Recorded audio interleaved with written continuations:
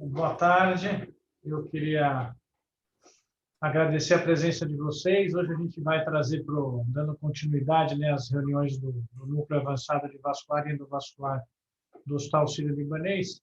A gente vai trazer um tópico que eu acho que às vezes é subestimado, que é a interface, a interação da cirurgia vascular com o laboratório de coagulação. A gente usa muito, né? Mas às vezes a gente não sabe as limitações, as dificuldades que o pessoal do laboratório enfrenta, né? A gente só acaba vendo o que atrapalha a gente na hora de fazer e conduzir o tratamento, mas, de fato, acho que é uma coisa importante. Então, todos nós coordenadores temos casos para mostrar, tenho certeza que todos os que estão assistindo também têm, seja de sangramento, seja de anticoagulação difícil. Eu resolvi pensar um caso da nossa prática, um caso que por si só ele é difícil, porque ele é difícil em todos os sentidos. Mas só para abrir a discussão, na verdade, o objetivo não é discutir este caso especificamente, ele é só para mostrar algumas dificuldades. Vou tentar dividir a minha tela. Vamos ver se é essa e se eu consigo projetar.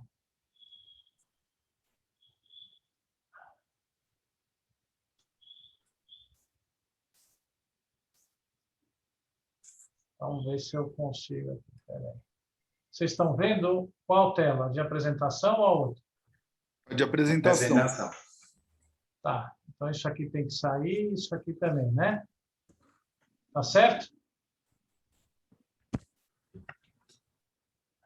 Tá bom, tá dando para ver a apresentação. O meu mouse está em cima ou não?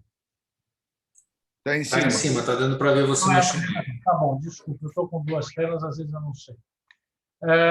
Então, a gente escolheu um caso, como eu disse, para ilustrar esta interface.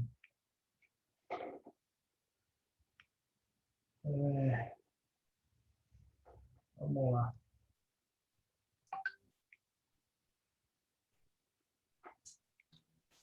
Passou, né? O caso clínico é uma trombectomia farmacomecânica na síndrome de Cox. Vou tentar apresentar rapidamente, ele tem um monte de documentações muito bonitas que a gente pode depois, em alguma oportunidade, mostrar para quem tiver interesse, mas foi uma senhora de 39 anos que deu entrada no pronto-socorro com uma dor lombar em raiz da coxa esquerda, um edema do membro inferior esquerdo há um dia, sem queixas respiratórias ou sintomas prévios semelhantes. Como antecedente, tinha um cálculo renal não obstrutível, ou seja, ela já tinha tido dor de cólica renal, então isso atrapalhou para ela interpretar, mas já que confundiu, dá uma ideia da magnitude da dor que ela estava tendo. Antecedente de cesárea com DIU, se eu não me engano, e dor crônica em quadril direito após trauma, que era uma dor que a incomodava bastante e que pesou, inclusive, na decisão conjunta que a gente tomou.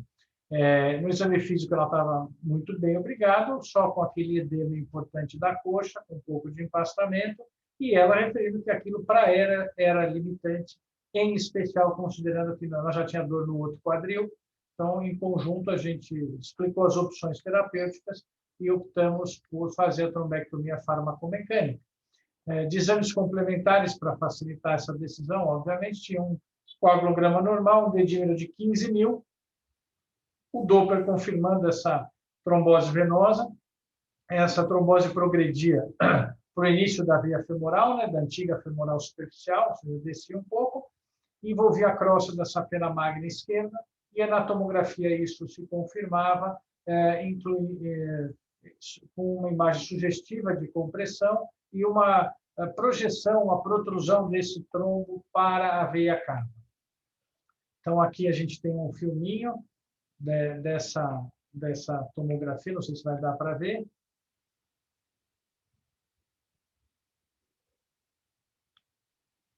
Basicamente, o que ela tinha era um trombo que, como eu disse, protruía para a veia cava. E a gente, com a decisão tomada de fazer, optamos por implantar um filtro recapturável por causa dessa imagem desse trombo protruindo para a cava. A trombectomia, isso foi feita a trombectomia farmacomecânica ilíaco-femoral esquerda por punção femoral acima do canal dos adutores.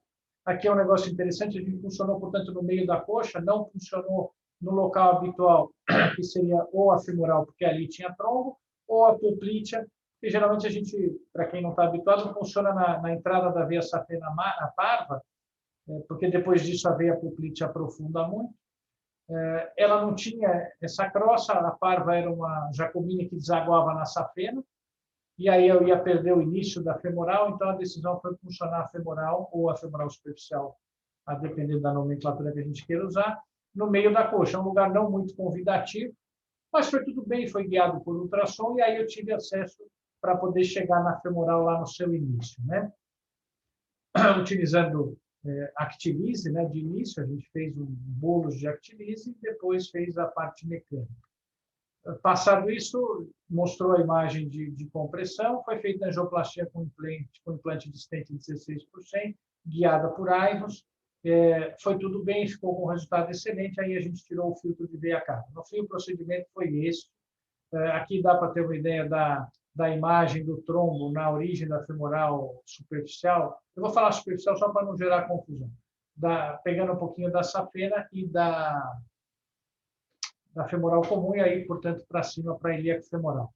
Depois da trombectomia farmacomecânica, sobrou essa imagem aqui na projeção da saída da hipogástrica e esta imagem da compressão. Aqui foi pós-tratamento, já com o stent locado, ele envolveu aquela imagem aqui da compressão e aquela imagem residual, que parecia um trombo residual na projeção da hipogástrica. Aqui está o stent, era um stent oblíquo, e o resultado, como eu disse, a gente ficou bastante satisfeito, essa tomografia pós. E aqui a gente vai ver o stent bem locado e resolvendo a compressão. Bom, pós-operatório dele foi conturbado, só para não falar que a gente só tem, que os casos são fáceis, acho que realmente é isso que limita a nossa indicação, que a gente sempre tem que pensar. A gente tem por hábito que esses doentes, nos primeiros 2 dias, fazem um quadro inflamatório, uma CIRS violenta, a gente tem alguns doentes que bateram na trave para intubação, mas são geralmente doentes jovens e eles levam isso muito bem. Pela Covid, a gente acabou colocando essa doente na UTI cardiológica, porque as outras UTIs estavam fechadas para o Covid. E aí, esse quadro inflamatório, ele foi investigado de uma forma um pouquinho diferente, mais ampla, que mostrou. Ela estava com edema agudo de pulmão, né? Não sei se a gente pode chegar nesse grau de edema agudo, não chegou até aí, mas ou beirando o edema agudo de pulmão, só que ela foi investigada com uma alteração cardiológica também, por estar num ambiente desse. E mostrou algumas alterações no eco, no eletro, com uma elevação significativa de troponina e BNP, coisas que normalmente a gente não dosa, né? Porque sabe que é uma resposta inflamatória que vai reverter sozinha, mas mostrou isso, o eco mostrou uma coisa que chama Takotsubo, invertido, quer dizer, em vez de ser na ponta do coração, era no meio, o coração com uma contratilidade bastante diminuída. Isso foi muito bem conduzido pela Silvia Pinella, que é a cardiologista que acompanhou, e teve uma evolução favorável com medidas clínicas de suporte. Não precisou de mais nada, fez angiotomo de coronária, fez de tudo, e não tinha absolutamente nada, tudo isso reverteu sozinho. Tem um eco normal na saída, um BNP normal, a troponina bateu um índice bastante importante, também reverteu tudo. O BNP chegou a 700, agora está normal. Quer dizer, um quadro como a gente está acostumado a ver, mas eu resolvi colocar só para um dia, se a gente vir isso, não se assustar tanto do ponto de vista laboratorial. Bom, então, isso não é um caso complicado na sua indicação, né? Mas que nós não vamos passar por isso, não é o objetivo da aula, que tem as suas características e dificuldades na realização do procedimento, isso inclui materiais, inclui, às vezes, uma retirada não satisfatória de trombo, e no pós-operatório também tem a sua condução complexa. Mas dentro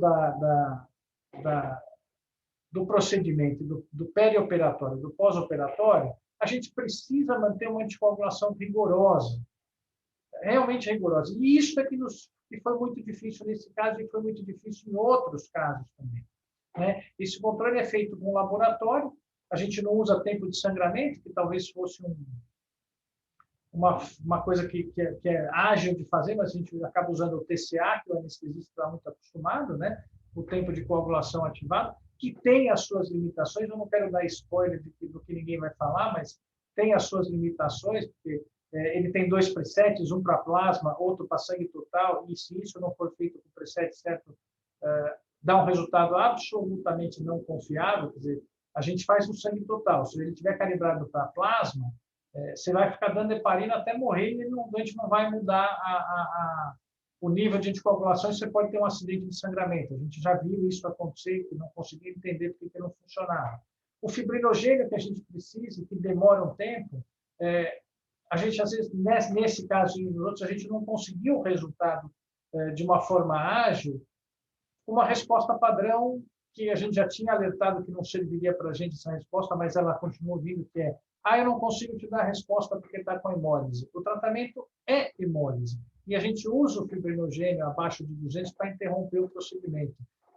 Seja o procedimento na hora, seja a fibrinólise na condução pós-operatória. Quando baixa de 200, a gente interrompe porque o risco de sangramento é muito importante. Vou colocar aqui que a gente foi levantar, né, esse plasma de conhecimento, né, por que é 200, da onde veio. De verdade, tudo isso veio importado dos casos do infarto do miocárdio, onde a fibrinólise é sistêmica, e a gente acabou importando isso para quando fez fibrinólise sistêmica e loco-regional, e começou a usar este número, porque aumentava, se bem que os casos de sangramento são muito mais comuns nos locais de punção e de agressão vascular. Por isso que eu falei que a gente fez no meio da coxa, é um negócio que preocupa. A gente tem um caso também num hospital de grande porte aqui da cidade que evoluiu com sangramento faríngeo e uma evolução fatal, infelizmente. Um sangramento provavelmente é um local de agressão, então a gente realmente fica com medo de não ter o fibrinogênio.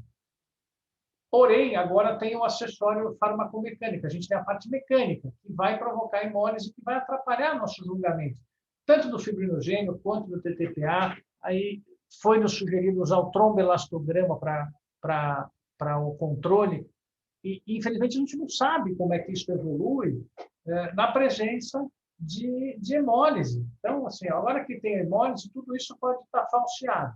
Então, por essa dificuldade, eu não vou me alongar mais no caso, se alguém quiser perguntar depois, pergunta, mas por essa dificuldade a gente resolveu convidar as pessoas que são parceiras do tratamento nessa hora, que é o pessoal do laboratório, da anestesia, da hematologia, para ver se a gente tem uma luz de como conduzir, como é que essa interface pode ficar melhor. Então, está o Dr. Rogério Bassiti, que é o responsável no Fleury por essa interface da coagulação, está o professor Elvio, que é um gigante na coagulação, e o doutor Arthur, que é do serviço de anestesia, que nos acompanha e vive essa dificuldade junto conosco. Então, Rogério, se quiser falar, eu já vou sair da minha tela aqui. Desculpa se eu me alonguei, não queria tomar tempo do Rogério para isso. Pronto, acho que a tela está liberada. Legal, obrigado. Obrigado pela oportunidade. Acho que essa é uma coisa que a gente sempre busca estreitar com os componentes do corpo clínico, e essa acho que é uma oportunidade de ouro para mostrar um pouco das dificuldades e a gente encontrar várias soluções juntos para ter o melhor desfecho para todo mundo. Eu fiz uma apresentação, deixa eu compartilhar. Está tudo ok? Então, eu vou falar sobre a utilidade e as dificuldades dos exames de coagulação, e eu pensei mais para os cirurgiões vasculares mesmo, que acho que é o público que está assistindo aqui.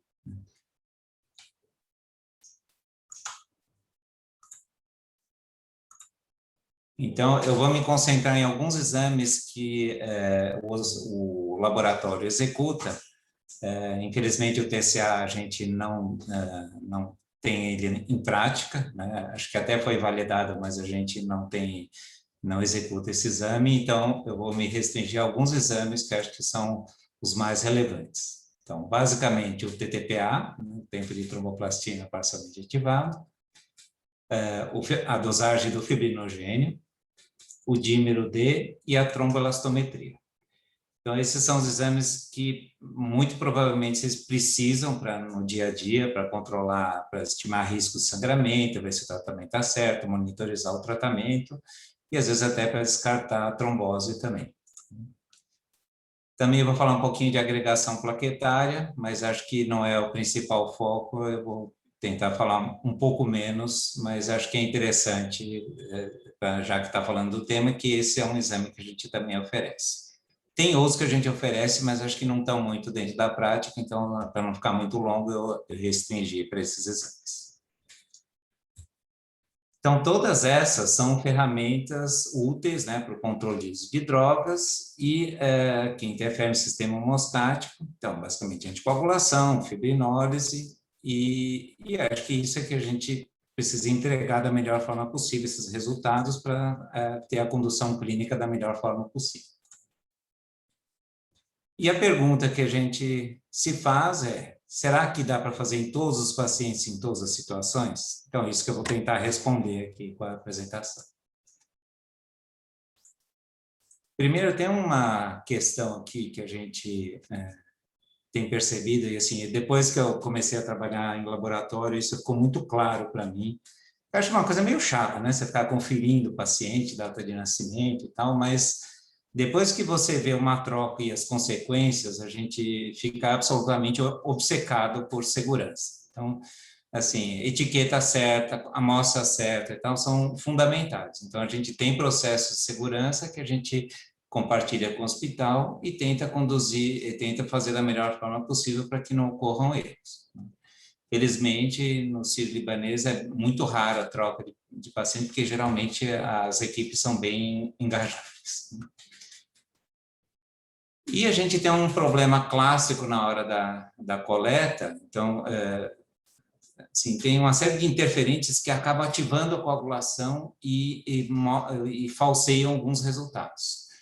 Então, por exemplo, garroteamento prolongado, então colocar o garrote, ficar procurando veia, depois, né, mantém a veia, o garrote, né, enquanto vai funcionar a veia, isso pode ativar a coagulação. E no momento que você faz a coleta, dependendo do material que você usa, ele mesmo, né, dependendo do calibre, do tipo de material, pode gerar hemólise, inclusive com muita pressão negativa, ou com turbilhonamento da amostra. Então, assim, existem técnicas e a gente disponibiliza isso para o hospital e isso a gente pode programar treinamentos e isso é alvo de retreinamentos assim, quem faz da equipe que faz a coleta, para evitar esse falseamento das amostras. Coleta de catéter é um capítulo à parte, né? Porque lógico que os pacientes ficam internados muito tempo e não dá para ficar funcionando de veia periférica e a maior parte acaba coletando de catéter. Só que isso gera um potencial problema, não só de hemólise, que às vezes você aspira com muita força, mas também contaminação por medicações e soluções que estavam na via do catéter. Isso, então, gera novas coletas e resultados incompatíveis e acaba confundindo todo mundo. Confunde a gente na hora de executar e os médicos na hora de interpretar. E uma outra questão que é muito crítica para os exames de coagulação é o volume da amostra adequada no tubo. Por quê? Dependendo do volume, a quantidade de anticoagulante que tem no tubo vai fazer com que a amostra seja muito anticoagulada e aí isso vai prejudicar a execução do teste. Então, infelizmente, a gente tem que recusar amostras que estão com volume inadequado, porque senão vai soltar um resultado que ninguém vai confiar e que, no final das contas, pode ser até prejudicial. E outra questão que muitas vezes acontece é a amostra com coágulo. Então, você colhe lá o material, chega o material, quando a gente vai analisar, vê que tem um pequeno coágulo na amostra. Então, o coágulo significa que ativou a coagulação antes de entrar no tubo, porque na hora que entra a amostra no tubo, ele acaba ficando anticoagulado e a cascata de coagulação não é ativada. Então, se você coloca uma amostra que já tem coágulo, significa que já consumiu fator, caiu o fibrinogênio, ativou o dedímero. Então, assim, né, realmente é um resultado que não vai dar para confiar e isso gera uma nova coleta. E, quanto à agregação plaquetária, a agitação da amostra é importante. Então, não pode ser enviado por tubo pneumático, tem que ser por portador, e isso, pronto, já é uma coisa, um fator que demora para ser executado, depende do portador, né? Então, o envio, às vezes, é um pouco mais demorado, e às vezes a gente pode até perder o prazo para execução, porque não pode ficar muito tempo com o tubo, não pode demorar muito para iniciar o exame. Então, é isso, né? A gente tem o problema da agitação da amostra e a gente quer tentar evitar a ativação da plaqueta. Então, concentrando mais no tempo de protrombina, TTPA, fibrinogênio e dímero, o que a gente vai processar é o seguinte. Primeiro, está dentro, são a representação do vaso, né? E aí estão todas as células, os fatores de coagulação, né? Hemácia, plaqueta. Tem os fatores de coagulação, os fatores anticoagulantes e os fatores fibrinolíticos. Então, é funcionada a veia, ou é colhida a amostra, e ela é acondicionada num tubo de citrato que quela o cálcio. Então, o cálcio fica retido e não ativa as proteínas de coagulação. E esse tubo adulto, né, o pediátrico é mais difícil, mas esse tubo adulto ele tem uma marquinha em triângulo, e a amostra tem que ficar dentro dessa marquinha. Se tiver abaixo, significa que tem muito anticoagulante para pouca amostra, então vai anticoagular demais a amostra, e muita amostra, né, tem pouco anticoagulante, interfere no outro sentido. Então, é colhida a amostra, enviada para nós, para análise, ótimo, chega, entra no laboratório, pronto. Temos que centrifugar a amostra por 15 minutos e refrigerar. Então, assim, às vezes você fala, não, chega e vai lá e centrifuga, está tudo certo. Só que tem um problema, existem já amostras centrifugadas. Então, às vezes, existe um tempo que demora entre uma amostra chegar e ser centrifugada, que pode chegar até quase 30 minutos. Porque você não pode parar uma centrífuga para colocar outra. Então, temos 2 centrífugas, mas mesmo assim, essa é uma etapa que às vezes demora. E depois que ela é centrifugada, é aí que você consegue enxergar o plasma. Então, às vezes, a gente só detecta que tem hemólise, né, que ocorreu alguma hemólise, ou pela coleta ou pelo paciente, depois se centrifuga, porque até aqui você só vê o sangue.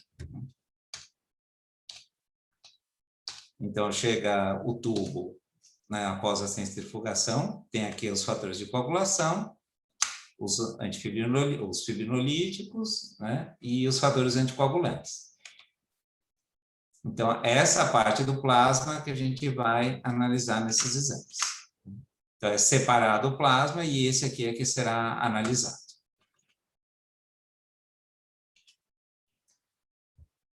O nosso sistema para medir a coagulação, ele é um sistema baseado em absorvância de luz. Então, é um sistema óptico. Então, ele funciona da seguinte forma. Tem uma fonte de luz e é colocada a amostra, a gente ativa a coagulação, então, seja para o TP, para o TTPA ou para o fibrinogênio, e as moléculas de fibrinogênio que estão em suspensão e separadas, elas têm uma determinada turbidez, né? uma opacidade. Então, tem um sensor do outro lado que mede essa densidade. Então, esse é o ponto zero, né? Ou seja, não está coagulada a amostra. Então, não formou fibrina. Aí, adiciona-se cálcio, e aí os ativadores de coagulação, seja qual for a reação, né? Trombina, ou fosfolípide, ou fator tecidual, e no final das contas, o fibrinogênio polimeriza em fibrina, e isso causa uma opacidade, a amostra fica um pouco turva. E é isso que é medido. Então, essa velocidade de turvação, o quanto turvou, é o que o aparelho é calibrado para medir isso e estimar o quanto tem de proteína e quanto tempo demora. Aí tem uma série de protocolos e processos para chegar a essa amostra, né, chegar a esses resultados. Então, como é um método óptico, o sistema utiliza 2 tipos de comprimento de onda para medir. E esse gráfico é interessante porque ele diz o comprimento de onda das várias substâncias que tem no sangue. Então, supondo que você está com o plasma lá já centrifugado, se ele for muito lipêmico, e se a medida fosse aqui em 350, teria muita influência. A hemoglobina, quando tem hemoglobina livre, ou seja, está hemolizado, em 405 nanômetros, tem muita interferência. E se eu usar, se tecnicamente for possível usar esse filtro de 671 nanômetros, aí a gente praticamente não tem nenhuma interferência na hora da leitura óptica. Um dos grandes inconvenientes é que a quantificação das atividades antifator 10, seja para heparina de baixo peso, não fracionada, apixabana e rivaroxabana, elas usam o filtro de 405 nanômetros. Ou seja, coincide bem onde tem influência da hemoglobina. O que significa isso? A hora que você coloca a amostra com hemoglobina, ele não consegue medir o zero. Então, é impossível fazer o exame. Não tem jeito de fazer o exame. Inclusive, o fibrinogênio está aqui. Então, por isso que, quando chega uma amostra hemolizada, a gente tem muita vontade de fazer o exame. Só que, assim, é impossível, porque a hemoglobina impede que a gente veja aquele ponto inicial. Então, a gente não consegue medir a turbidez e sai do zero para não tem nem como medir o zero. Não chega a lugar nenhum.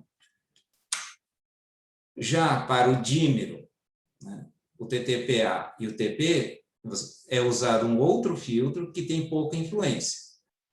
Então, muitas vezes a gente consegue fazer de uma amostra hemolizada o TPA, o TP e o TT. Dá direitinho, porque não tem interferência. O único problema do dímero é que a hemólise ativa a coagulação. Então, quando ela ativa a coagulação, ativa a cascata, ativa a fibrinólise e gera dímero. Então, quando uma amostra chega hemolizada, a gente não sabe se foi problema de coleta, se é o paciente que está. Então, o primeiro impulso é pedir recoleta, porque é muito, apesar de ter essas situações, né, como o André acabou de citar, de que, nossa, está hemolizado, eu espero, mas a gente não tem essa informação logo de início, e são raros esses casos, né? Tanto que quando chega para a gente, né, os médicos, a gente pergunta, será que, né, não é um centro cirúrgico, não é UTI? Vamos ver o que está acontecendo, porque às vezes é para a gente processar assim mesmo, que pode ser condição do paciente e pronto, né? Então, a gente entra em contato e tenta resolver. Às vezes, essa etapa demora um pouco, né, para decidir, enquanto isso está solicitando recoleta, e vocês estão lá na ponta, estão sofrendo, tentando saber o resultado. Então, falando um pouco do dímero D, né, ele é um método quantitativo que a gente utiliza, então sai a quantidade da proteína, mas é um método com partículas de látex com anticorpos na superfície que quando ele encontra o dímero, ele forma uma turbidez e funciona com um método parecido com que eu já mostrei ali para o fibrinogênio. Então, é um marcador da ativação da coagulação. Então, o dímero só é formado depois que é ativada a cascata de coagulação, ativado o fator 13 pela trombina, e depois, em cima dessa rede de fibrina polimerizada e estabilizada, tem a ação da fibrinólise, né, da plasmina. E ele é usado para descartar tromboembolismo pulmonar, e agora, assim, né, com Covid, com outras situações, tem se usado em muitas outras utilidades clínicas, que eu não vou entrar nesse tema, para não me estender no assunto. Então, no momento de fazer o exame, a gente tem essa dificuldade que eu acabei de citar. Então, a amostra chega com hemólise. E às vezes você consegue ver direto no tubo, ou até tem uma régua de cor que a gente tem lá no laboratório, que fala, ó, esse aqui não está claro, mas você coloca na régua, está claro que tem hemólise. Então, a primeira providência é pedir a amostra, a recoleta. Quando é paciente de UTI, quando é paciente de centro cirúrgico, a gente sempre pede para ter certeza que não é do paciente. E assim, no CIR, em geral, a gente tem um bom engajamento com quem a gente fala, porque às vezes é o analista que liga para o setor e fala lá com o enfermeiro. Então, o enfermeiro, Então, o enfermeiro, às vezes, não sabe muito bem isso, o que é, mas, em geral, no CID, eles sabem e a mensagem chega para os médicos, não, é para fazer desse jeito mesmo. Mas, muitas vezes, fica paradinho ali e eles acabam, pede outra, aí não fala com o médico, tá? Então, essa falha de comunicação acaba gerando uma recoleta e um atraso no resultado. Mas o fluxo correto é esse, a gente entrar em contato, seja o analista ou a gente entra em contato, chega informação no médico e aí ele decide se pode fazer, se é para fazer ou não a recoleta.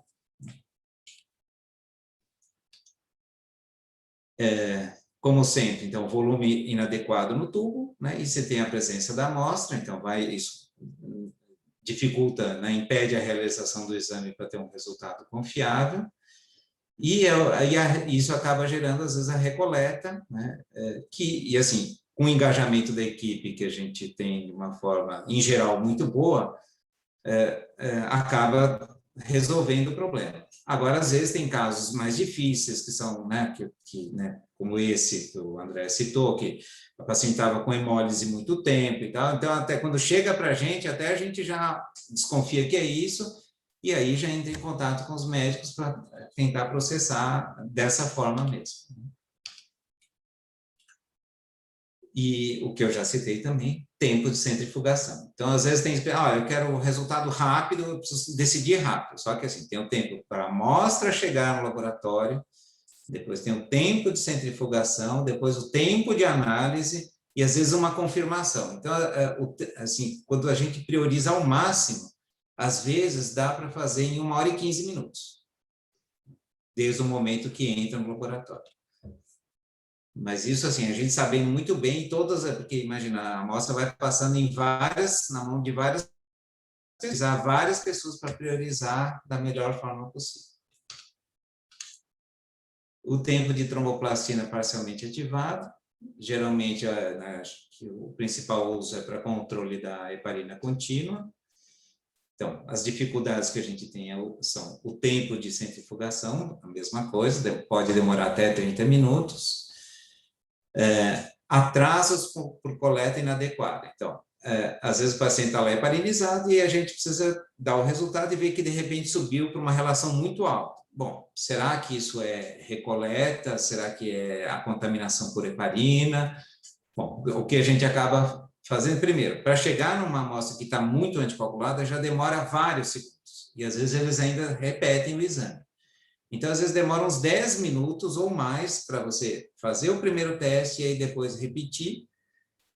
E isso, se estiver bem em cima, né, olhando bem em cima, no meio de outras amostras, às vezes demora um pouquinho para repetir. E aí, bom, agora vamos decidir se vai fazer a recoleta. Aí entra em contato com o setor e pergunta se está certo mesmo, né, ou com o médico ou com o enfermeiro. E aí decide-se pela recoleta, pronto. Aí até coletar de novo. Então, às vezes demora 2, 3 horas para você ter um resultado em cima de uma amostra que foi coletada inadequadamente. E nesse método óptico que a gente usa, a gente também tem dificuldade e demora um pouco mais de tempo para fazer quando o fibrinogênio está baixo. Então, o cenário, né, que a gente conseguiu aprimorar ao longo do tempo foi em transplante hepático. Então, os pacientes que estavam lá no transplante hepático acabavam, em algum momento, ficando com fibrinogênio baixo, ou seja, por fibrinólise ou por consumo por sangramento. E aí, na hora de formar o coágulo, a rede de fibrina no teste do TTPA, ele não forma. E forma mal e forma de um jeito demorado. Aí, bom, aí tem que fazer um outro teste, mudar o protocolo, fazer de um outro modo o exame, e cada repetição vai demorando. Então, às vezes demora, né, esse tempo tem cada vez mais abreviado, que a gente tem chamado a atenção, os analistas estão mais treinados, então a gente tem diminuído, mas no começo demorava até 6 horas para a gente soltar um TTPA de um paciente com fibrinogênio baixo. Então, a gente conseguiu aprimorar, mas assim, a gente ainda tem uma certa dificuldade e demora muito mais do que os 5 minutos que está todo mundo acostumado, né? Quer dizer, entra no processo e sai. Não sai, né? Demora mais tempo mesmo. E, de novo, a gente tem o problema do volume inadequado ou coágulo na amostra. Então, E isso, às vezes, a gente só descobre depois da centrifugação. Então, fibrinogênio é a molécula que origina a fibrina, que é a molécula base de sustentação de coágulo, que vai formar aquela rede de fibrina e que é o que sustenta o coágulo. Então, ela pode, o fibrinogênio pode cair na presença de um sangramento agudo intenso, então, às vezes, quando perde uma volemia, mais do que uma volemia, ele vai se esgotando, né? Porque o fibrinogênio, ele tem uma meia-vida longa e ele se mantém no plasma, ele fica praticamente estocado, circulando no sangue. Ele tem uma meia-vida de mais de 3 dias, né? Então, ele não é produzido imediatamente. Ele fica ali estocado, pronto para ser transformado em fibrina. Se sangra demais, e aí o organismo vai consumindo esse fibrinogênio, não dá tempo de repor o fibrinogênio, e aí você pode ficar com falta de fibrinogênio, e aí não adianta ter ativação da coagulação, não adianta nada, né? Você precisa ter o fibrinogênio para formar a base da rede de fibrina. Então, é fundamental você ter a dosagem de fibrinogênio em situações que tem sangramento baixo, que isso vai te ajudar até a repor fibrinogênio se precisa. E também ele é utilizado no controle do fibrinolítico, como o André citou. Então, será que, né, se tem uma redução, né, está indo uma redução muito intensa, pode aumentar o risco de sangramento. Eu não vou me alongar muito nisso, porque acho que eu vou deixar a discussão fluir, conforme for a gente conversa mais sobre isso. Então, a gente tem a mesma dificuldade, né, o tempo de centrifugação, que pode demorar até 30 minutos. De novo, amostras com volume inadequado ou com coágulo na amostra. Então, volume inadequado você percebe logo na entrada. O coágulo é só depois que centrifuga, que a gente vai confirmar se tinha coágulo mesmo ou não. Dá para ver na entrada, mas às vezes só depois que você centrifuga que você consegue ver.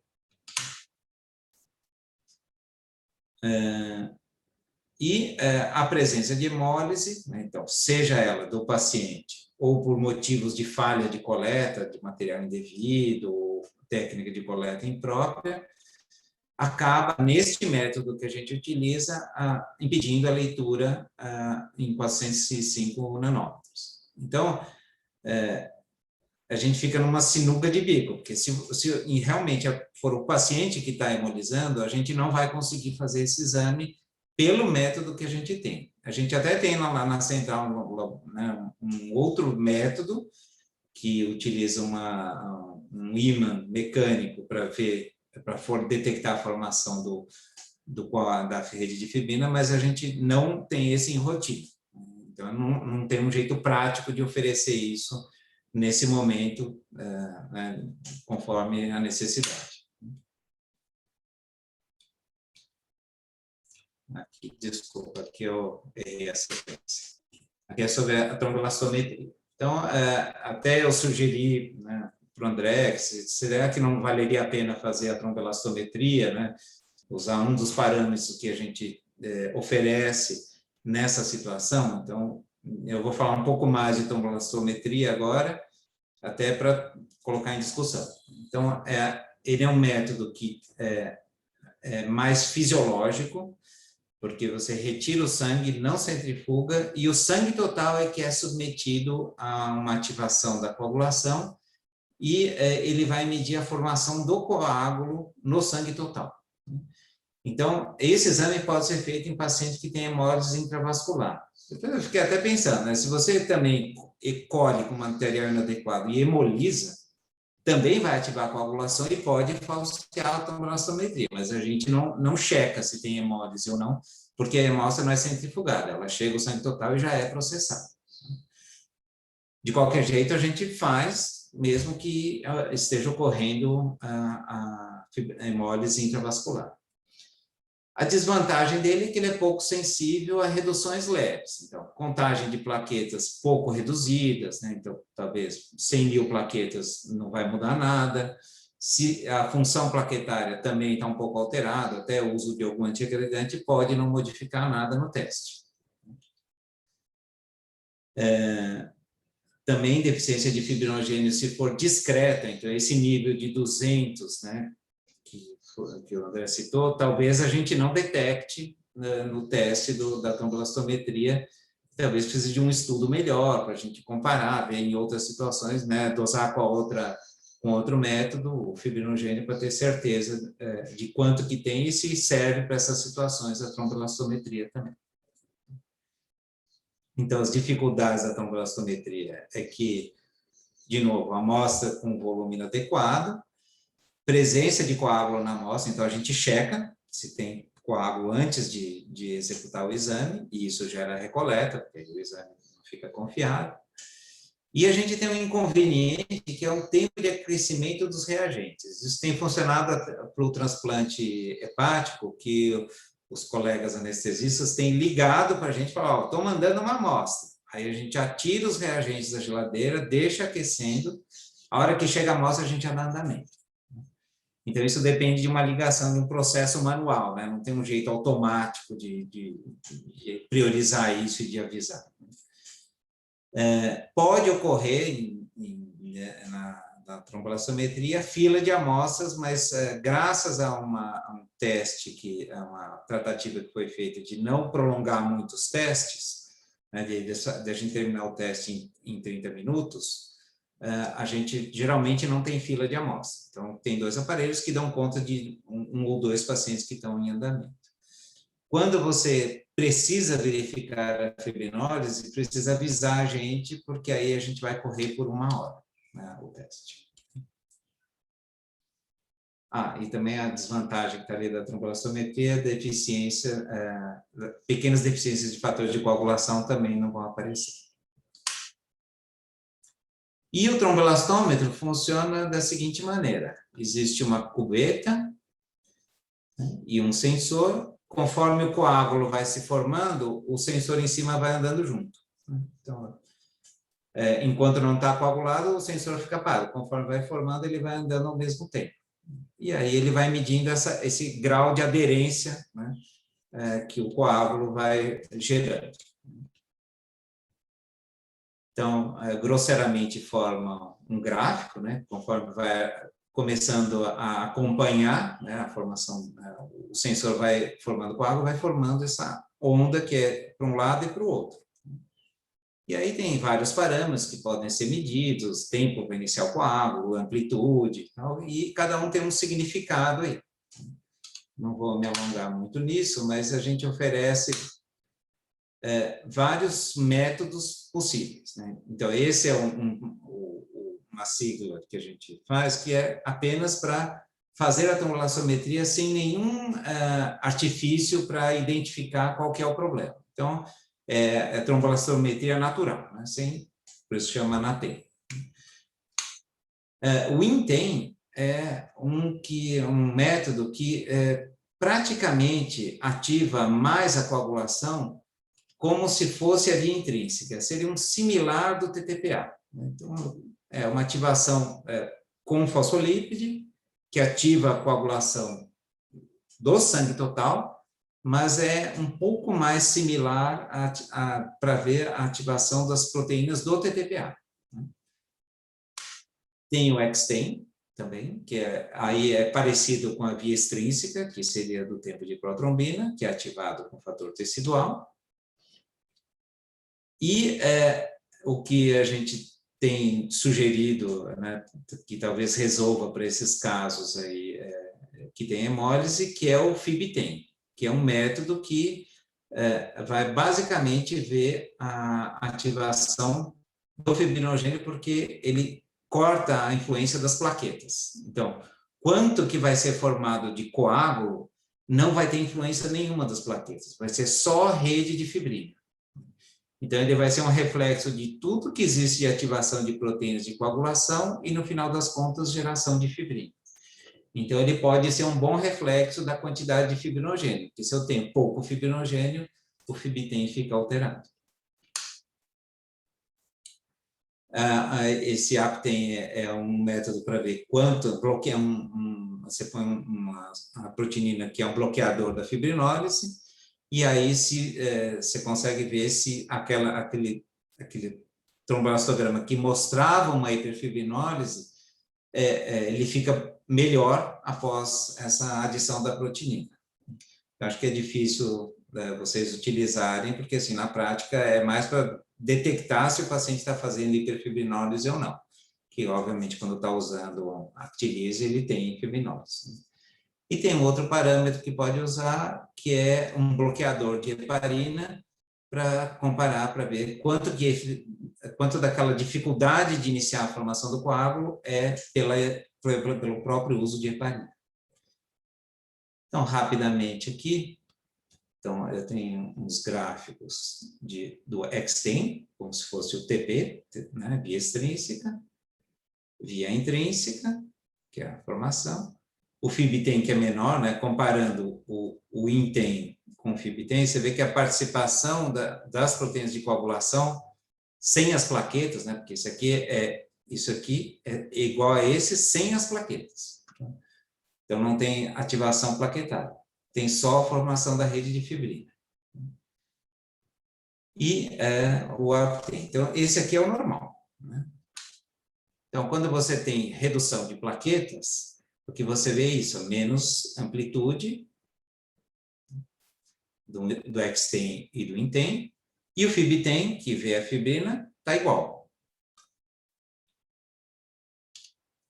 Isso aqui é só ilustrativo, né? Então, se tem deficiência de fibrinogênio. Então, aqui está o normal, você vê que forma menos coágulo, demora até um pouquinho mais para formar, que é isso aqui, o início da coagulação, mas fica claro quando você faz o FibTem que está faltando fibrinogênio. Então, que essa redução aqui, né, essa redução que tem desse aqui, é por causa da falta de fibrinogênio. Outra situação é hiperfibrinólise, que aí o coágulo se desfaz mais cedo, e aí você pode usar outros métodos aqui, né, que o APTEM, que é bloqueador da fibrinólise, e aí você vê que ele melhora, né? Então, esses 4 aqui são hiperfibrinólise. E o excesso de uso de heparina, então, por exemplo, demora, né, a formação da via intrínseca, né, que demoraria esse tempo aqui, demora muito mais, e quando bloqueia a heparina, ele encurta.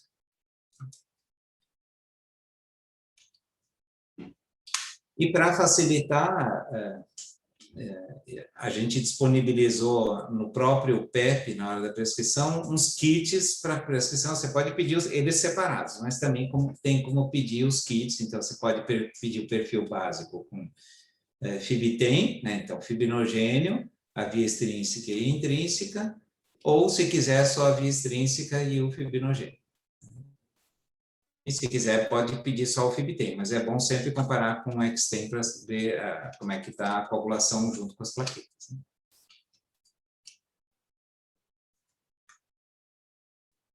né? Agregação plaquetária. Deixa eu ver quanto tempo tem. Vou falar mais rápido para não ficar muito extenso. Então, MED é um método para você medir a função plaquetária. Aí utiliza-se vários agonistas e aí existem receptores nas plaquetas para você enxergar essa ativação. E ele pode ser, é utilizado muito, mas com ressalvas para o controle das drogas antiplaquetárias. Será que elas ainda estão funcionando ou não? Então,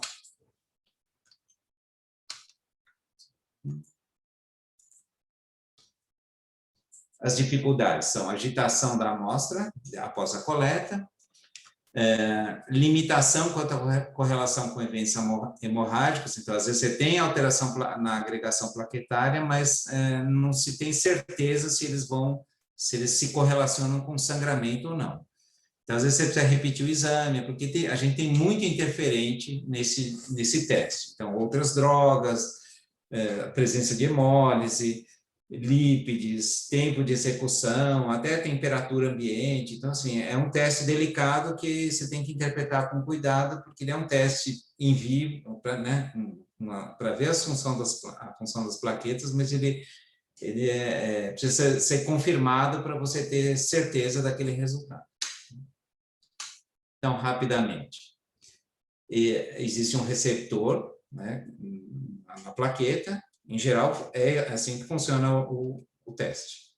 a gente adiciona um agonista, esse agonista liga no receptor, gera uma ativação da plaqueta, então elas começam a se juntar, começam a formar uma agregação, e no processo inicial de agregação, elas secretam substâncias, liberam grânulos que vão ativar muito mais a plaqueta. Então, é isso que a gente enxerga. Primeiro uma ativação, depois outra ativação.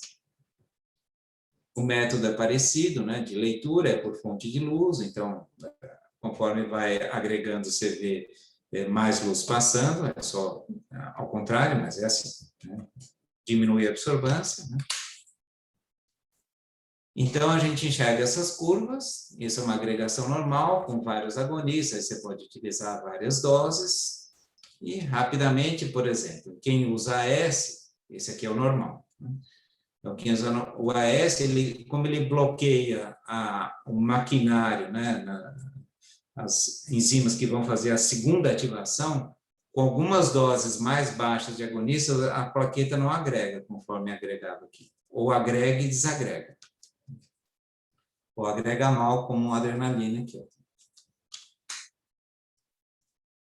Clopidogrel, que inibe o receptor de ADP. Então, existe um receptor de ADP dentro da plaqueta, que é esse P2Y12. O clopidogrel inibe esse receptor. Então, mesmo tendo ADP, não ativa a segunda onda e as plaquetas agregam mal. Então, você vê essas reduções aqui. O abciximab, por exemplo, que bloqueia a GP2B3A, ele impede a ligação de uma plaqueta na outra porque elas não se ligam no fibrinogênio, que é o que liga uma plaqueta, a GP2B3A liga no fibrinogênio e uma plaqueta gruda na outra. Então, como tem um bloqueio, você faz com todos os agonistas, não agrega nada.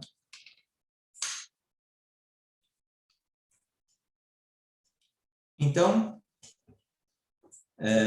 finalizando, os exames de coagulação, eles podem ser feitos em todos os pacientes, em todas as situações? Bom, sim, na maioria das vezes a gente consegue executar, dar os resultados mais confiáveis, os nossos testes são validados, então a gente é auditado, então, grande parte das vezes sim. Só que às vezes a falta de informação clínica, que às vezes até a gente busca no prontuário quando é acionado, ou liga para os colegas ou para os enfermeiros, né? A gente consegue saber melhor o que está acontecendo e pode ajudar melhor em algumas situações e ver alguma solução para casos específicos. A gente enfrenta muita dificuldade com relação ao paciente por causa do acesso vascular difícil, então coleta de catéter, contaminação e diluição. Quando tem hemólise intravascular, é um capítulo à parte, porque a gente tem dificuldade para executar alguns exames, e às vezes a gente tem que executar assim mesmo, né? Por exemplo, o dedímero está aumentado porque o paciente tem hemólise, está bom, ele está ativando a coagulação também pela hemólise intravascular. Quando tem falta de fibrinogênio, a gente enfrenta um pouco mais de dificuldade de executar os exames, eles podem demorar um pouco mais para ser executados, mas a gente consegue fazer. Quanto à coleta, a gente tem que usar a técnica e o material adequado, porque se escapa do script, infelizmente às vezes não tem outro jeito, mas a chance de ter algum erro e a amostra adequada é muito grande. Coagulação da amostra e volume incorreto e troca de paciente. Então, esses são os principais problemas que a gente enfrenta. A gente tem que sempre lembrar que, infelizmente, alguns testes precisam de centrifugação, então tem um tempo para a gente iniciar o teste e até descobrir se é recoleta ou não. Para alguns testes, a gente precisa aquecer os reagentes e a presença de interferentes, que, especialmente para a agregação plaquetária, dificultam o teste. Então, eu queria deixar também aqui o nosso contato, os nossos ramais, que tem médico que fica das 7 às 19 horas, e caso a gente não esteja, também tem esse ramal que é onde os analistas da hematologia ficam, e eles sempre ajudam, sempre que possível, eles tentam ajudar, mesmo que a gente não esteja, eles geralmente são bem colaborativos. Acho que é isso. Estou à disposição para perguntas e para discussão. Muito obrigado, Rogério. Parabéns, foi excelente a aula, acho que a gente aprende muito ouvindo. tem alguns detalhes técnicos que, para nós que estamos lá de cá, são absolutamente desconhecidos, né? E que é importante que sejam colocados para que a gente aprenda a limitação que a gente vai ter na hora que a gente quer um resultado de imediato, etc. Então, eu queria abrir para discussão, vou convidar os debatedores, que é o Elvio e o Arthur. A gente está meio avançado, mas a vantagem do online é que a gente não precisa entregar o auditório, né? Então dá para ficar um tempinho a mais, felizmente, aqui. Então, não sei se o Elvio quer comentar alguma coisa, eu sei que é um cara que está muito acostumado com a coagulação, e depois a gente pode também ouvir o Arthur, que também está acostumado com isso, mais acostumado ainda com sangramentos agudos, e que a gente realmente se atrapalha, às vezes, esperando o laboratório algumas respostas. Professor Elvio. Boa tarde, eu quero agradecer o convite de vocês, como sempre, quero parabenizar o Rogério pela excelente aula, vou procurar ser bem breve. Os autores que o Rogério citou, né, naquele diapositivo, o Lippe e o Favaloro, né, são autores que trabalham muito juntos, e eles têm uma publicação do mesmo ano, uma das publicações que eu achei, reforçando, né, enfatizando tudo isso que o Rogério falou, né, que quando a gente tem uma hemólise, existem duas coisas importantes. Uma é a liberação de hemoglobina, que vai interferir do ponto de vista analítico, como o Rogério frisou, mas essa hemólise ela libera também fosfolípides, tem lesão plaquetária, leucocitária e endotelial, e esses fosfolípides, uma vez liberados, eles vão ter uma participação em todo esse mecanismo de coagulação que o Rogério falou. Existem observações, porque são muitos trabalhos in vitro, quando se produz a hemólise. E dependendo do tipo, do método que você levou para produzir essa hemólise, e dependendo também da intensidade da hemólise, se mostra prolongamento do TP, quando a quantidade de hemoglobina é maior, um encurtamento do TTPA e um encurtamento do fibrinogênio. Então, a gente vai ter que levar, mesmo que tivesse esse resultado rápido, a gente tem que levar em consideração que a hemólise pode causar todas essas alterações. Existe um outro trabalho que eu não tenho aqui comigo agora, que eles citam, que também depende muito do equipamento que é usado para fazer a análise. Então, existem ACL, tem um perfil, MDA pode ter outro perfil. Tudo isso tem um impacto muito grande, então, né? Então, para a gente avaliar esse TP, esse TTPA, o fibrinogênio, que eu sei que são parâmetros que o cirurgião, ou o clínico, no caso, que tiver também agregado, ele precisa de resultados rápidos, porque 1h30 para a saída do resultado tem um impacto grande nas medidas terapêuticas que podem ou não ser utilizadas. Todas essas alterações são mostradas também em outros testes. Então, por exemplo, o PFA 100, que seria um tempo de sangramento automatizado, quando tem hemólise, se mostra tempo de oclusão mais rápido, ou seja, houve uma ativação plaquetária. Com relação à tromboelastografia, à tromboelastometria, que eu acho algo também super importante, né? Eu não achei nada de trabalhos em seres humanos, mas nessa revisão do Lippe e do Favaloro, que está no Seminars in Thrombose and Hemostasis de 2013, eles dizem que foram feitos trabalhos em modelos animais, em cachorros, e fizeram 2 tipos de hemólise. E eles mostraram que, de acordo com o método que foi usado para a hemólise, o tempo de reação, então, que seria o TTPA, ele encurta em até mais de 50%. Ou seja, a gente tem uma ativação da coagulação e, dependendo de outro método, esse tempo fica muito longo.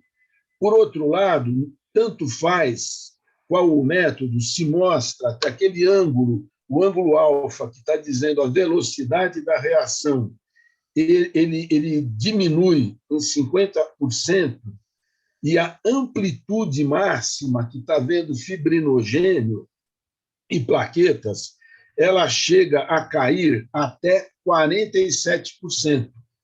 Então, eles não vão muito a fundo em outros detalhes. Porém, do ponto de vista clínico, eu tinha aprendido há muitos anos, pode ser que tenha mudado, eu lembro isso na época que começou a ter o transplante de fígado no HC, com o professor Silvano Raia, e eu tinha muito contato com o Fernando Hanashiro, que era o farmacêutico trabalhando como laboratório nos transplantes, e o Manhanelli, mostrando o seguinte: enquanto o trombo, na verdade, naquela época era a tromboelastografia, ele era muito mais rápido, porque, como o Rogério falou, quando termina a centrifugação, 30 minutos, praticamente você correu uma grande parte do tromboelastograma ou do ROTEM. Então, um teste, os trombos, então, tromboelastometria, tromboelastografia, são qualitativos, enquanto que o TP, o TTPA, dosar fator, são quantitativos. Então, a minha dúvida, eu acho que o trombo pode ser uma medida adequada, e aí eu acho que o doutor Seguro deve ter mais experiência do que eu, por causa dos sangramentos e da vivência maior com tromboelastografia no dia a dia. Eu não sei dizer se, mesmo fazendo o FIBTEM com 200, o FIBTEM vai dar normal, teoricamente ele está normal. E o que o André vai precisar é assim, está 200 ou está inferior a 200? E a gente tem algum... Eu não sei, é um questionamento meu e eu me comprometo até a procurar. Existe algum trabalho mostrando quanto fica a amplitude do FIBTEM à medida que a gente diminui o fibrinogênio? Então, eu não sei, eu acho que é uma boa opção teórica, por enquanto, mas eu também não sei o quanto que isso é prático. Estou vendo que o Ivan está presente, o Ivan, junto com o Calódia, né, meu compadre, eles começaram a usar a tromboelastografia, a fibrinólise, tratamento de fibrinolítico, há muitos anos. Eu não sei qual a experiência do Ivan e do Caló com tromboelastografia ou com outros parâmetros para a sua avaliação. A minha única sugestão a mais seria o seguinte: eu não sei qual é o volume desses casos no dia a dia ou na semana no Hospital Sírio-Libanês. Será que, se isso tiver um volume X, que tenha um impacto importante para vários setores, pode ser os vasculares, os neurologistas, quando vão fazer, necessitam de trombólise, será que não poderia haver um caminho preferencial? Será que valeria a pena, isso já estou chutando muito, né? Será que valeria a pena ter uma centrífuga, uma a mais, que seria somente usada para esses casos e que pouparia, então, o tempo de espera caso as duas centrífugas estejam em uso? Então, medidas no sentido de agilizar, porque eu sei que o Rogério, ele começou como hematologista clínico, a gente se conhece há muitos anos, e ele faz hoje essa importante face com o laboratório. Então, o Rogério sabe também da necessidade desses resultados rápidos para a orientação do médico, cirurgião, clínico, que está abordando o paciente. Era isso que eu queria comentar, André. Obrigado. Obrigado, senhor professor Elber. Tira o professor. Professor é título, o que importa é a gente. Podemos ouvir o Arthur, o Valtão também, que é um cara que trabalha muito com trombose venosa, e para falar qual é a expectativa dele com relação ao laboratório, né, nos momentos crônicos, mas nos momentos agudos mesmo.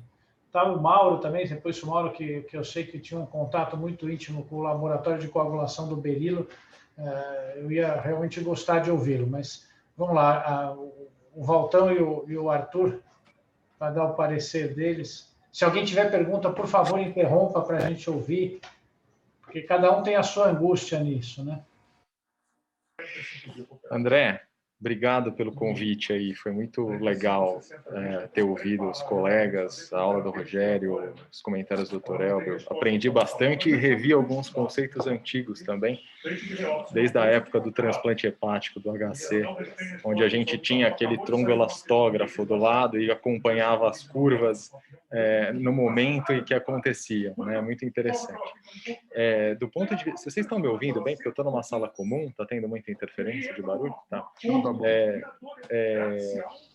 Em relação à anestesia, o que acontece é assim, em 90% dos casos, a gente resolve com o TCA, né? Porque as cirurgias vasculares, as angioplastias, os aneurismas, as endovasculares, a gente basicamente hepariniza o paciente numa dose o suficiente para elevar o TCA em 2 a 3 vezes, e a gente consegue manter isso, esse controle da heparinização com o tempo de coagulação ativado. Essa é a grande maioria dos casos, né? Naqueles casos onde você tem um sangramento muito abrupto, com os aneurismas abertos, ou em qualquer outra situação onde haja muito sangramento e você perceba clinicamente uma alteração da coagulação, quando a gente não tem o laboratório a tempo, o que a gente faz, na verdade, é atirar para todo lado. A gente vai repondo à medida que a gente entende que precisa ser reposto, né? Então, no transplante hepático, o antifibrinolítico certamente entra. São situações, algumas situações específicas onde a gente já sabe mais ou menos o que está acontecendo, mas outras onde a gente não sabe o que está acontecendo, a gente acaba fazendo um pouco de tudo. Em relação às coletas, as questões que o Rogério colocou, o turbilhonamento excessivo e o volume da amostra, eu acho que, como é um anestesista que colhe na cirurgia, durante a cirurgia, a gente consegue colher, manter uma técnica até que adequada para a coleta. Em relação aos catéteres, basicamente, às vezes é o único dispositivo que a gente tem, que é colher do catéter, né? Muitas vezes o paciente está com os braços ao longo do corpo, a gente não tem acesso a uma nova função, então muitas vezes a gente deixa um acesso arterial já funcionado para poder fazer as coletas seriadas, não só de hematimetria, testes de coagulação, TCA, mas para colher as amostras de tempos em tempos, assim como a gente faz em outras cirurgias, como por exemplo as paratiroidectomias, onde a gente tem que colher coletas seriadas de PTH. Então, o catéter ele acaba sendo, em algumas circunstâncias, inevitável.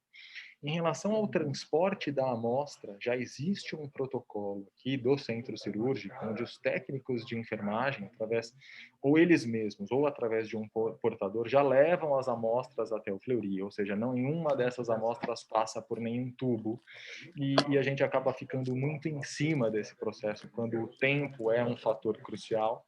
Então, a gente fica sempre monitorando quem levou, quando entregou, enfim, esse processo acaba sendo auditado da maneira que a gente pode. E em relação ao que o Rogério colocou, achei interessante como oportunidade de melhoria o telefone da assessoria médica, Rogério, acho que é muito útil para a gente deixar disponível com a enfermagem, porque exatamente nessas situações específicas, onde você precisa de uma informação extra, você precisa dar um dado clínico, você tem um paciente em franquemólise que vai precisar medir um fibrinogênio, eu acho que esse telefone, estando disponível para a equipe de anestesia e para a equipe de enfermagem, vai poder resolver aí alguns problemas que a gente possa vir a ter. De cunho prático, eu vou, inclusive, levar esses telefones para a gestão do centro cirúrgico aqui, para que a gente possa divulgar e deixar disponível. Tá bom? Obrigado a todos pela oportunidade. André, posso fazer um comentário? Por favor. Ó, é o seguinte, assim, o caso que você deu de exemplo, na verdade, você fez trombectomia farmacomecânica, que é quando pode realmente acontecer hemólise e dar toda essa interferência que o Rogério falou. Mas, assim, nesse seu caso, acho que não tem necessidade de medir o fibrinogênio, porque, na verdade, você se injeta lá de 10 a 20 unidades de RTPA, 20 miligramas de RTPA, e isso vai ser aspirado no catéter, né? Então, normalmente a gente não faz de rotina isso. Então, aí a gente não teria essa alteração. O que a gente acaba usando no intraoperatório, como o Arthur falou, é o TCA, né? Que eu acho que também não vai ter alteração devido à hemólise. A hemólise pode levar à insuficiência renal, né? Que a gente sabe por causa da mioglobinúria, e uma maneira e fazer todo um quadro inflamatório que muitas vezes o paciente dá uma balançada importante. O que a gente costuma fazer é hidratar o paciente injetando soro fisiológico pressurizado através do introdutor. Aí você diminui a quantidade de sangue dentro do vaso onde você está fazendo a trombectomia farmacomecânica, entendeu? Então, você diminui a trombólise e você acaba aspirando o coágulo ou o soro fisiológico, né, com sangue diluído. Então, basicamente, e todos os outros exames que podem alterar, na verdade, você utilizaria quando faz fibrinólise contínua, e eu acho que aí tem menos chance, talvez, de dar alteração em todos aqueles exames que o Rogério falou. Não sei se vocês concordam com isso. Antes de chamar o Ivan, assim, na verdade, eu não estava querendo muito discutir esse caso, mas levantar as limitações que a gente vê. A fibrinólise farmacomecânica, ou a fibrinólise em si, é sempre um procedimento, e o Ivan vai poder, espero eu, corroborar o que eu vou falar, mas é sempre um procedimento que gera muita angústia para o cirurgião do lado de cá, por vários motivos. Então, assim, se você tiver uma trombectomia mecânica que resolveu mal, você precisa do fibrinogênio se você for continuar com um catéter multiperfurado. A gente precisa monitorar isso. Então, é que assim, o objetivo também não é expor as fragilidades do sistema, porque elas existem, as fragilidades do sistema, as fragilidades do método do laboratório, de tudo, não tem jeito, você vai enfrentar limitações. Mas, especificamente nesse caso, a gente bateu praticamente 24 horas sem o fibrinogênio depois, com a história da hemólise. Então, como é que você trabalha isso? A gente fez numa senhora uma fibrinólise farmacomecânica de cava superior por catéter, que era uma doente dialítica. E aí é muito pior, porque a mioglobinúria não existe, né? Porque não tem diurese. Como é que você clareia a hemólise? Então, esse processo de clareamento da hemólise é muito mais lento e você continua na rua da amargura sem os exames.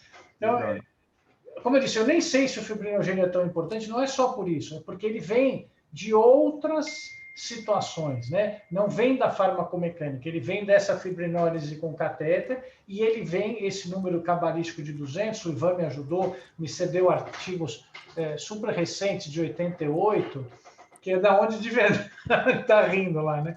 Mas é que da onde de verdade vieram essas informações. Tanto que ali o que se coloca é a queda do fibrinogênio é acompanhada de uma chance de sangramento 9 vezes maior, mas esse sangramento acontece nos sítios de punção. O sangramento espontâneo é muito raro. Eu li, viu, Ivan?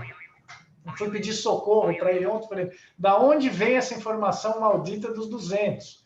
Porque a gente também não acha isso, né? É uma informação que a gente usa meio que veio passando de um para o outro, de um para o outro. Quando eu fui procurar a fonte, e é isso que eu estou agradecendo publicamente, Ivan, a fonte é desses trabalhos do time, fase 1, lá do infarto do miocárdio. Mas, de fato, é a única informação que a gente tem, então alguma coisa tem que se lançar a mão. Essa é a sensação que eu tenho, você tem que documentar para depois. A gente não consegue popularizar esse método, não por vários motivos, mas um dos motivos é porque a gente não tem essa segurança do manuseio do doente Quando é um AVC e você está com o doente perdendo nível de consciência e função e funcionalidade muito importante, você arrisca qualquer coisa. Quando é TVP, você arrisca muito menos. Quando é um TEP mortal, você arrisca qualquer coisa. Mas, então, respondendo o Elber, falou se a gente consegue ter volume para isso, eu acho que a gente não vai ter enquanto a gente não tiver segurança, né? Teve esse caso que eu citei desse outro grande hospital da cidade, que é um hospital de padrão A, com equipe cirúrgica de intensivistas também, do mais alto gabarito, todo mundo muito preparado, em que a evolução fatal jogou esse procedimento para uma situação já de quase ostracismo, e não é para isso, né? A gente tem situações em que tem que usar. Então, é por isso que a gente tem que buscar a segurança, e eu estou correndo para o laboratório.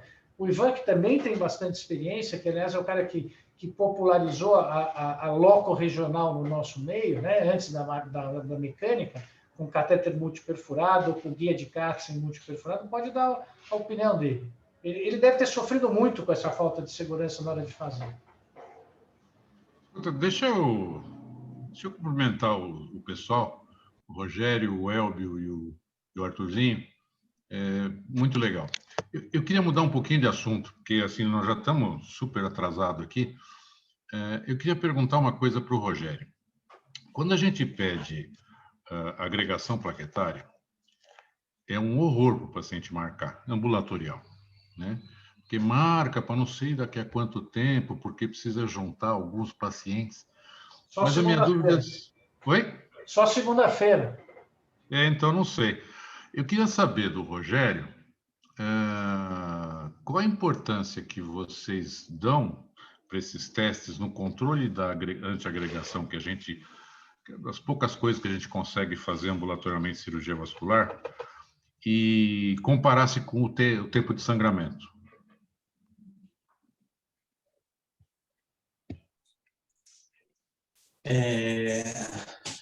O tempo de sangramento é um teste que a gente praticamente abandonou e não recomenda que se faça, porque ele não tem praticamente nenhuma correlação para prever sangramento e dar segurança, né, que você precisa. Quer dizer, prolongado tem ação de antiagregante ou não. Então, existe muito falso positivo e muito falso negativo. Então, como o Elvio disse, a gente às vezes recomenda até fazer o PFA 100, porque é um teste mais confiável, né, para algumas situações, até média, a gente tem kit específico para antiagregante, né? E é isso, né? O tempo de sangramento a gente não faz. Para agregação plaquetária, o que eu sei, eu não tenho as referências aqui, é que também dá muita falso positivo e falso negativo. Porque assim, os antiagregantes, eles em geral, eles bloqueiam a plaqueta.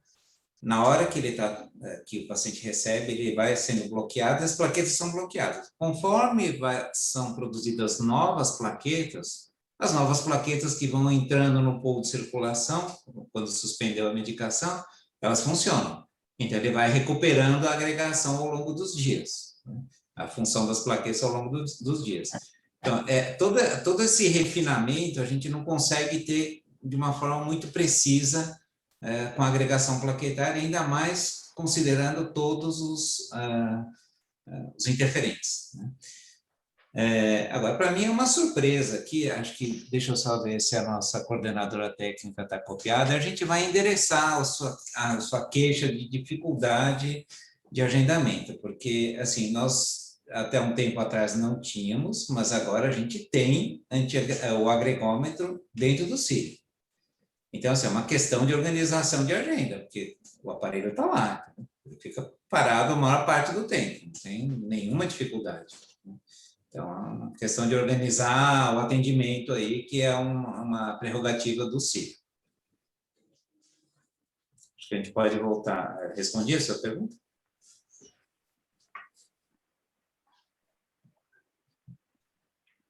Acho que a gente pode voltar, então, para o Ivan. Estou interessado em saber a sua opinião também, né? Tudo bem, pessoal. A primeira coisa, quando o André me falou daqueles trabalhos, eu fui atrás dos trabalhos mais antigos, eu fui ver na minha tese que eu tinha usado como referência. E na mesma página que estavam as referências, também estava escrito assim, na discussão da tese, né? ao longo do trabalho, fomos abandonando o fibrinogênio porque ele não chegava em tempo real para que tivesse um efeito decisório de tempo real. Não que a gente abandonasse o fibrinogênio, mas como ele levava 12 a 24 horas para chegar, a gente deixou de usar ele como critério direto de decisão de continuar ou não. A gente ficava de olho no tempo, se estava respondendo e se estava sangrando. Então, realmente, mas quando a gente lê do fibrinogênio, a gente vê que a sensibilidade e a especificidade não são absolutas, em torno de 70%, o que não garante o fibrinogênio como elemento único, como um excelente ou não preditor de sangramento. Eu já tive sangramentos com fibrinogênio relativamente normal e já tive pacientes com fibrinogênio abaixo de 100 e que não tinham nenhuma manifestação. Outro aspecto que é curioso na trombólise contínua é que ela é contraintuitiva completamente no sentido de anticoagulação. Quando você faz um bolo de RTPA de 50 miligramas no indivíduo, às vezes o impacto na crase sanguínea e clinicamente é menor do que uma trombólise no qual você está pingando 1 miligrama por hora e às vezes você fez uma dose total pequena, mas por algum motivo que eu não compreendi e nunca consegui encontrar, esse pinga-pinga associado a uma heparina em baixa dose deixava o paciente rapidamente incoagulável, se fosse por qualquer método de mensuração, rapidamente. Então, realmente, é difícil. A verdade é o seguinte, esse paciente, depois de algumas horas, ele está razoavelmente anticoagulado e certamente não será um único exame que nos trará a segurança absoluta ou a preocupação absoluta, porque eles respondem muito mal. Respondem muito mal, eu quero dizer assim, eles ficam realmente com uma resposta coagulativa muito baixa. E é o que o André comentou, você tem que ficar de olho nos pontos de sangramento. Então, se o seu paciente teve punção, é lá que ele vai sangrar. Às vezes, o seu paciente fez repetidas mensurações de pressão, às vezes ele faz um hematoma no braço por causa do trauma local. Se o seu paciente entubou, você precisa se preocupar com isso e assim por diante. Tá? Mas eu realmente só trago mais dúvidas e não mais respostas, não. A verdade é que eu achei muito interessante as diversas propostas feitas pelo Rogério, mas ainda cabe ver se isso realmente na prática, no que a gente chama de tempo real, de mandar, receber, analisar, interpretar, isso ainda vai fazer uma diferença absoluta. Diferença relativa, com certeza, vai fazer. Obrigado, Ivan. Felipe Pim, queria comentar alguma coisa? Sim. Boa tarde a todos. Boa tarde a todos. Eu gostaria de retroceder um pouquinho no comentário que você fez, muito pertinente, André, quando você falou do time 1, time 2, time 0, na época que a gente começou a fazer estreptoquinase intracoronária, acompanhando, então, a dissolução do trombo na fase aguda, nas primeiras 6 horas, quando tínhamos condições de fazer isso.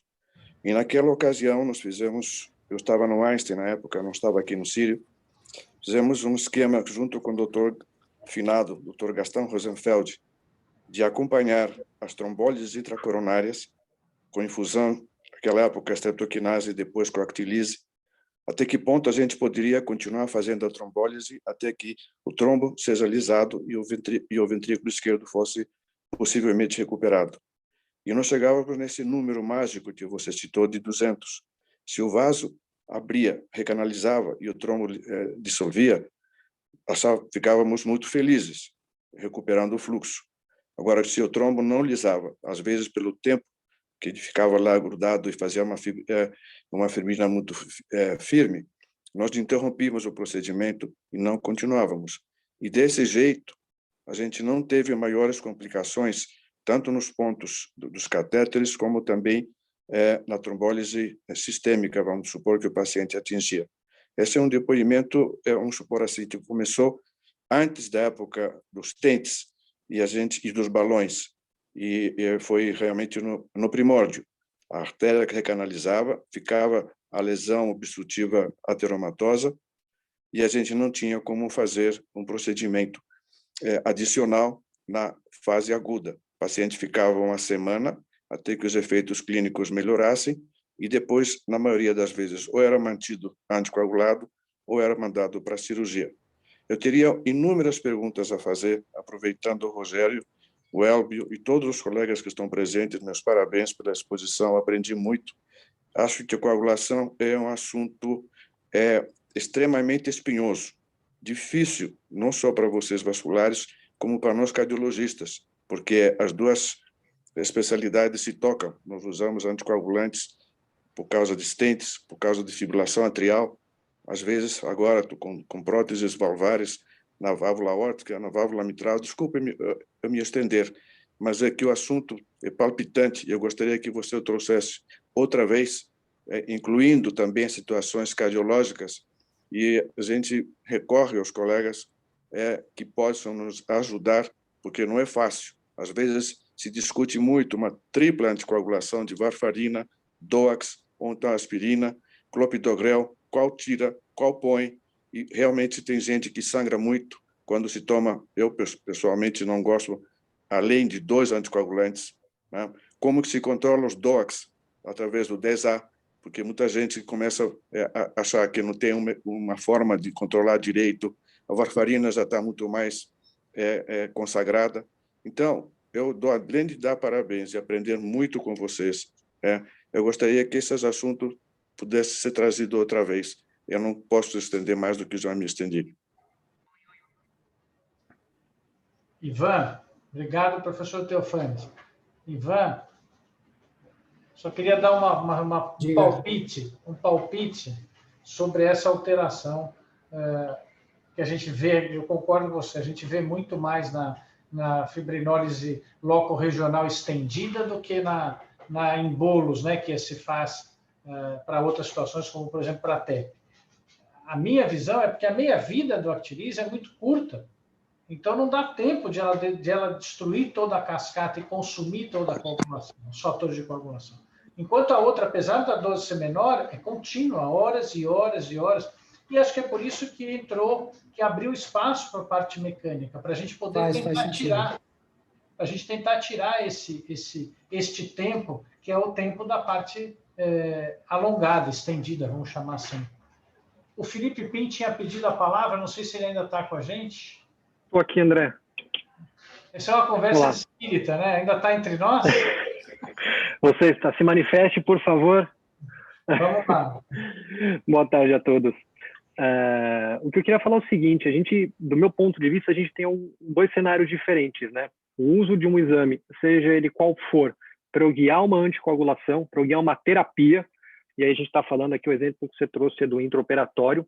Esse é um cenário onde eu vou desenhar um exame, e o outro exame, um outro cenário, que um pode caminhar para o outro, é o tratamento da coagulopatia, né? Então, eu consigo ver 2 cenários diferentes. Num caso, e ainda cirurgia vascular, cirurgia cardíaca, onde a gente ativamente anticoagula o paciente, o TCA, apesar de ter as suas limitações, de ser um exame que tem alteração por plaqueta, por fatores como hipotermia, ele é um exame que consegue me dar um resultado à beira-leito com uma facilidade maior, com uma agilidade maior. E a gente acaba usando ele mais para anticoagular, para guiar a anticoagulação. A gente usar um TTPA ou até um anti-10A demora muito tempo, as coisas são muito dinâmicas para a gente no intraoperatório, né? Eu preciso de atuando e otimizando essa anticoagulação. Quando eu caminho para a coagulopatia, eu já preciso de um exame que determine para mim qual é o meu problema dentro do meu cenário de coagulação, qual é o fator que está em débito comigo, principalmente, como já foi comentado, ou é plaqueta, ou é o esforço do sistema de coagulação para a formação de fibrinogênio. Neste cenário, eu acho que os métodos viscoelásticos, a tromoelastografia, a tromoelastometria, ela acaba ganhando mais espaço para a gente. O contrário, eu acho que talvez não seja tão interessante, né? Eu usar o TCA para poder entender a coagulação e guiar uma terapia não traz muito sentido para mim. O inverso também, a gente não tem muito dado de valores, no caso de EPTEM, para poder guiar anticoagulação intraoperatória com heparina. A gente não tem muito disso, então acho que uma coisa caminha para outra. Num cenário onde eu não tenho, ou está difícil de eu vir, por exemplo, o método viscoelástico, a tromoelastografia, a gente consegue fazer algo um pouco mais direcionado, seguindo, por exemplo, a pirâmide proposta por Klaus Gorlinger, que é a famosa pirâmide de Klaus. Então, a base dela, eu estou falando de anticoagulação e estou falando de medicação, seja ela qual for, até anticoagulantes orais, ou os DOACs, como o Dr. Teófilo falou, e causas mecânicas. Então, se o paciente está inicialmente controlando com o meu TCA e aí ele evolui para uma coagulopatia, a primeira coisa que eu vou tentar fazer é reverter a anticoagulação com a protamina. Lembrar que também não adianta descer a mão na protamina, porque ela vai ter função anticoagulante, até pelo EACTA de 2017, eles falam para não reverter com mais que 1 para 1, a não ser que você faça guiado depois. E aí você começa a subir e ascender na pirâmide de Claus, na pirâmide de Goliath, aí fibrinogênio, plaqueta, fatores de coagulação. Mas eu acho que são, dentro desses exames que a gente comentou aqui, são 2 cenários diferentes. Um do manejo da anticoagulação e outro visando um tratamento de coagulopatia. Eu acho que a única coisa que o método viscoelástico deixa um pouquinho a desejar para a gente ainda não tem um reagente, a gente está falando aqui de trombelastometria do ROTEM, que é o que a gente tem disponível, ele é um exame que não diferencia a queda da função plaquetária com queda do número plaquetário, ele não diferencia isso. O método viscoelástico ele bota para a gente a eficiência do sistema de coagulação. E às vezes a gente tem valores de fibrinogênio plasmático até baixos, mas na hora que a gente plota isso no exame, ele dá um exame bom para mim, ele dá valores aceitáveis, bons valores, uma curva gorda que a gente fala, né, uma curva grande, um MCF bom, às vezes o CT também não está pequeno, o ângulo alfa está aberto, falando que a cinética de formação do coágulo para mim é boa, e às vezes até, por exemplo, num paciente hepatopata, que eu tenho uma plaquetopenia por hipertensão portal e hiperesplenismo, mas ao mesmo tempo eu tenho queda de Adams 13, eu tenho aumento de fator de von Willebrand, então a plaqueta ela é hiperagregante. E aí eu tenho um cara de 50 mil plaquetas, eu faço um ROTEM e com fibrinogênio de borderline 200. André, eu me lembro de uma aula que eu vi uns cutoffs de risco de sangramento por fibrinogênio, e eu lembro que abaixo de 200 aumenta o sangramento nos trabalhos mais recentes. E quando você falava de valores abaixo de 100, aumentava em 9 vezes o risco de sangramento. Se eu achar, eu vou te mandar. Que eu lembro, vou fuçar aqui, eu procuro. Mas o legal do tromboelastograma é isso. Independente do valor, que ele dá... Deve ser de 89, talvez. Um pouco mais recente. E ele mostra isso para mim, mostra a efetividade, às vezes até com valores baixos. Então, assim, o tromboelastograma, para ver risco de sangramento, o que a última coisa que eu me lembro de ter visto era mais em paciente hepatopata, nem tanto com hiperfibrinose, mas com hipofibrogenemia. Aí você tinha algumas coisas disso. Mas, se você está falando de algum risco de sangramento, então, pré-operatório, né, profilático, aí o método de Claus, a contagem de fibrinogênio pelo método de Claus conseguem dar esse valor. Bom, eu queria agradecer. Eu estava no início pensando que essa reunião a gente não ia fazer ela vingar, né?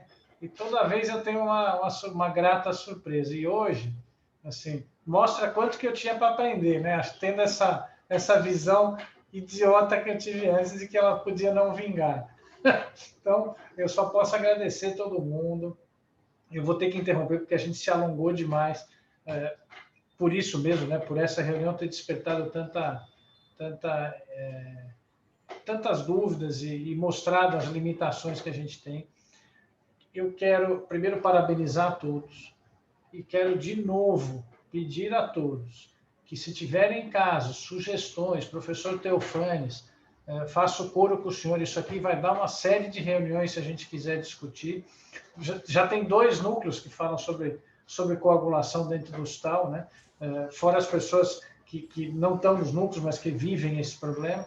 Então, assim, só que eu quero pedir a todos que sempre que quiserem e puderem trazerem casos, sugestões de temas a serem discutidos, porque é difícil para quem está do lado de cá tentar gerar sempre esses interesses. Então, eu queria realmente agradecer e pedir para que vocês direcionem para a gente o que vocês têm vontade de que seja abordado nessas reuniões, ou, se vocês quiserem apresentar um caso, quem quiser, a gente já convidou, o Ivan já veio, o Walter já veio, quem quiser trazer alguma coisa vai ser sempre muito bem recebido, vai ajudar a gente. André, excelente a reunião, e quero acrescentar, a Covid-19 trouxe ainda uma contribuição, e essa área da coagulação mexeu, para quem não sabia, para quem não conhecia, para quem não gostava, porque o assunto é complexo, você deveria aproveitar e juntar a cirurgia vascular, a coagulação, junto com o Covid. Olha, te garanto que vai ter muita audiência. Eu vou fazer, mas a gente teve uma reunião lá atrás, que eu acho que vale a pena ver, e talvez seja hora de retomar, porque foi um momento antes dos trials e etc., uma reunião que participou o professor Elbi, a Eunara, a Nina, né, a Carol Vroclavs. Então, eu acho que vale a pena retomar mesmo, porque mudou muito do que a gente sabia daquele momento para agora. Acho que podemos fazer coagulação em Covid ou retorno, né?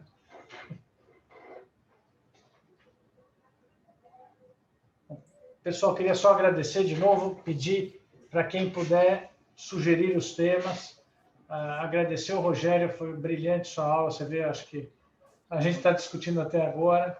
Agradecer o professor Elbio, agradecer o Arthur, todos que nos ajudaram, que contribuíram, e deixar de novo as portas abertas. Agradecer o Ivan, que é um cara que também desbravou esse território e está sempre com a gente aqui na reunião. Então, faço votos de que a gente tenha a participação de vocês nas próximas. Muito obrigado. Lembrando, é sempre na última quarta-feira do mês. Um abração. Boa tarde a todos. Obrigado, boa tarde. André. Valeu.